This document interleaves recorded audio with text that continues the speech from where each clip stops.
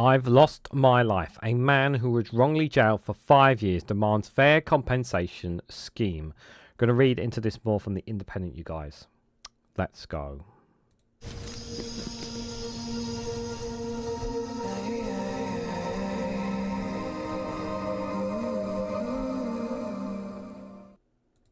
Good morning, good afternoon, good evening, wherever you are in the world. This is Reganelite here with an article from the Independent with the headline that I've lost my life. A man who was wrongly jailed for 5 years demands a fair compensation scheme.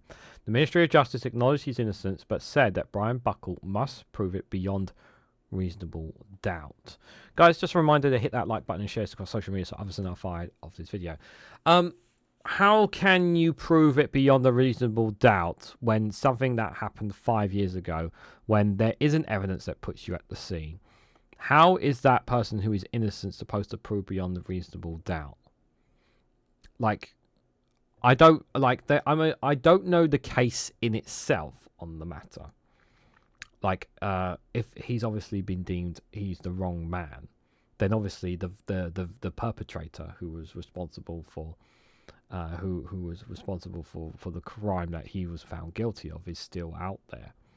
So, but if he is innocent, as the jury have found, isn't it unfair that he's denied compensation because he's had 5 years of his life taken from him when he has always pleaded his innocence? He's always pleaded his innocence.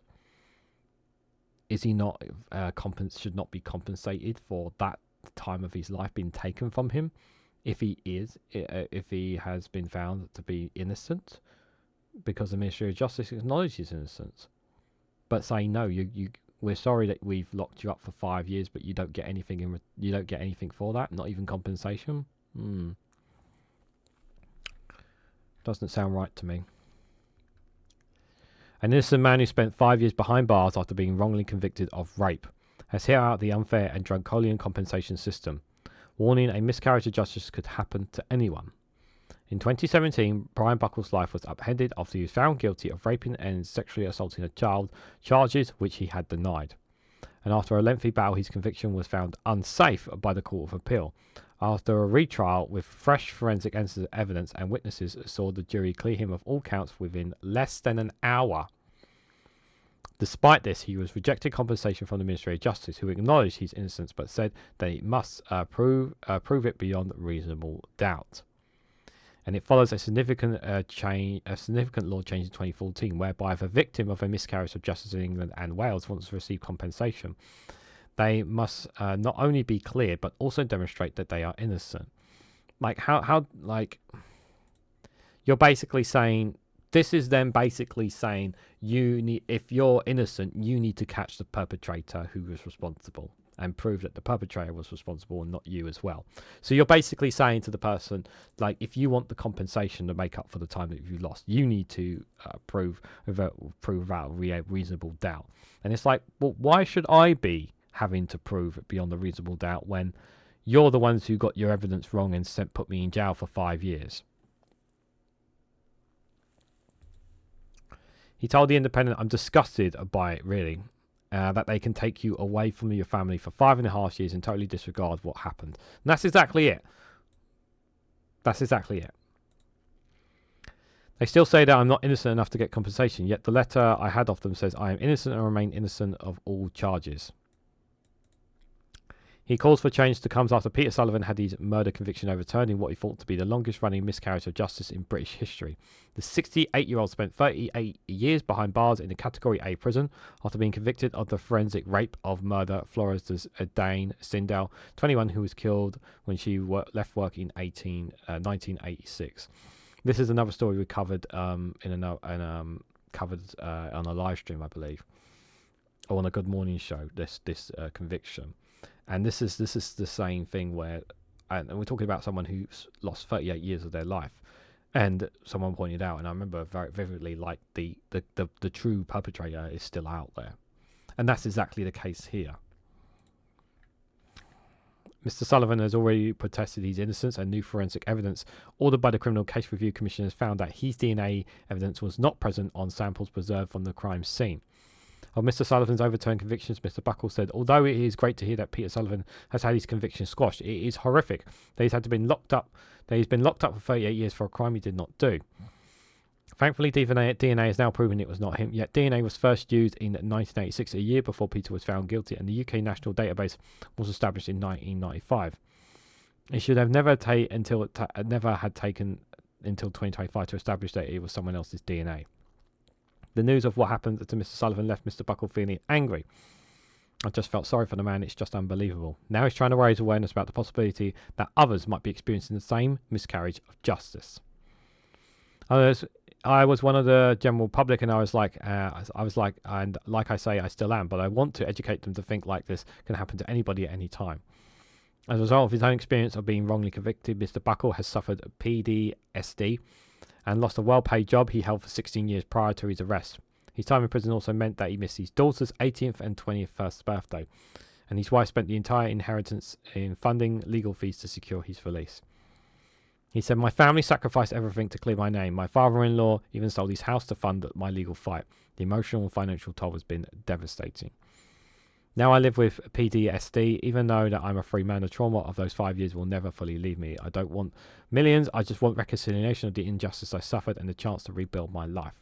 Every night, Mr. Buckle dreams about prison. When I wake up in the morning, I feel so bad because when I wake up, I think I'm still in prison.